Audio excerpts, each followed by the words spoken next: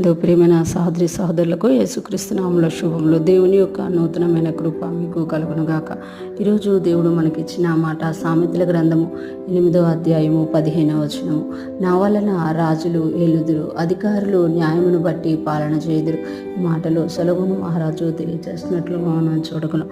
ఇక్కడ మనం చూస్తే నా వలన అని అంటే జ్ఞానము అనేది ఇక్కడ తెలియజేస్తున్నట్టు మనం చూడగలం. సామెతల గ్రంథం 8వ అధ్యాయంలో దేవుని జ్ఞానము కోసము దేవుడు పిలుస్తున్నట్టు ఆ జ్ఞానం పొందుకోవడం వల్ల మనకేమి లాభం, ఆ జ్ఞానాన్ని మనం ఎలా పొందుకోవాలని తెలియజేస్తూ జ్ఞానము ఇక్కడ నా అనేది జ్ఞానముగా మనం చూడగలం. నా వలన రాజులు ఏలుదురు అంటే జ్ఞానము వలన నేను ఎప్పుడైతే ఎవరైతే జ్ఞానం పొందుకొని ఉంటారో, జ్ఞానం కలిగి ఉంటారో దాని వలన జ్ఞానమును బట్టే మీరు ఏలుతారు.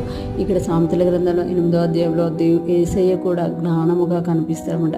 అంటే జ్ఞానము యేసయ్యగా ఇక్కడ మనకి సొలొమోను మహారాజు చూపిస్తారు. అందుకే ఇక్కడ అంటారు కదా, యేసయ్య వలన రాజులు ఏలుదురు, అదే టైంలో జ్ఞానము వలన రాజులు ఏలుదురు, నా వలన రాజులు ఏలుదురు. మనం చూస్తూ ఉంటాం కదా, ఎవరైతే జ్ఞానం లేకపోతారో వారి రాజ్యాలు కూలిపోతూ ఉంటాయి అనమాట. ఎవరైతే జ్ఞానం కలిగి వారి పనులు జరిపించుకుంటూ ఉంటారో వాళ్ళ రాజ్యాలు స్థిరపరచబడుతుంటాయి. అంటే జ్ఞానము కలిగి ఎవరైతే ప్రవర్తిస్తారో వారు మంచిగా పరిపాలన చేస్తారన్నమాట. ఈ దినాల్లో కూడా మనం చూస్తూ ఉంటాం, మన చుట్టూ ఉన్నవారు జ్ఞానం కలిగి పరిపాలన చేస్తే ఎక్కువ దినాలు ఉంటారు. అదే జ్ఞానం లేకపోతే వాళ్ళ రాజ్యాలు కూలిపోతూ ఉంటాయి. అందుకే ఇక్కడ జ్ఞానం చెప్తున్నారు కదా, యేసయ్య చెప్తున్నారు, నా వలన రాజులు ఏలుదురు, అధికారులు న్యాయమును బట్టి పాలన చేయుదురు, అధికారులు న్యాయమును బట్టి పాలన చేయుదురు. ఎప్పుడైతే రాజు జ్ఞానవంతుడై ఉంటాడో, రాజు యేసయ్య కృపను పొందుకొని ఉంటాడో అతడు మంచిగా వెళ్తాడు. కాబట్టి అతని క్రిందనున్న అధికారులు అందరూ కూడా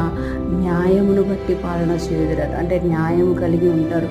అందరి విషయంలో న్యాయం చేస్తూ ఉంటామంట. ఒకవేళ రాజు జ్ఞానం లేనివాడిగా బుద్ధిహీనుడిగా ఉంటే అధికారులు కూడా జ్ఞానం లేని వారిగా బుద్ధిహీనులుగా ఉంటారు. ఇక్కడ అందుకే దేవుడు చెప్తున్నారు కదా, నా వలన రాజులు ఏలుదురు, అధికారులు న్యాయమును బట్టి పరిపాలన చేయుదురు. ఈరోజు ఫ్రెష్ మనం వింటున్న ప్రతి ఒక్కరూ జ్ఞాపకం చేసుకోవాలి, దేవుని బట్టే సమస్తము జరుగుతుందన్నమాట. దేవుని యొక్క కృపను బట్టి పరిపాలన అనేది జరుగుతుంది. ఎప్పుడైతే దేవుణ్ణి వాళ్ళు మర్చిపోతారో, దేవుని విషయంలో వాళ్ళు వ్యతిరేకంగా మారిపోతారో వాళ్ళ రాజ్యాలు కూలిపోతున్నట్టుగా మనం చూడగలం.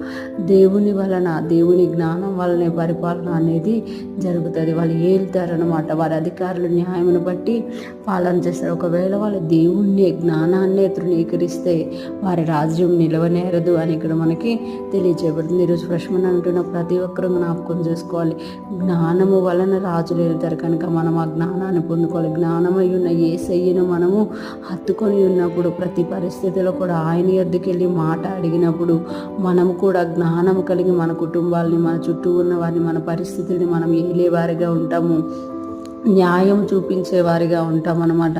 అటువంటి కృపను మనం పొందుకొని దేవుని జ్ఞానాన్ని పొందుకొని యేసయ్యను హత్తుకుంటూ ముందుకు సాగిపోతుంగాక. మన ప్రతి పరిస్థితిని మనం ఏలుతూ, మన క్రింద ఉన్న ప్రతి పరిస్థితిని మనము న్యాయముగా పరిపాలన చేయించుకుంటూ అన్ని విషయాల్లోనూ, అన్ని రంగాల్లోనూ దేవునికి మహిమ కలిగేటట్టు మనం జీవించుదుముగాక. నూతనమైన కృపను పొందుకుంటూ వర్ధిల్లుదుముగాక. ఆమేన్.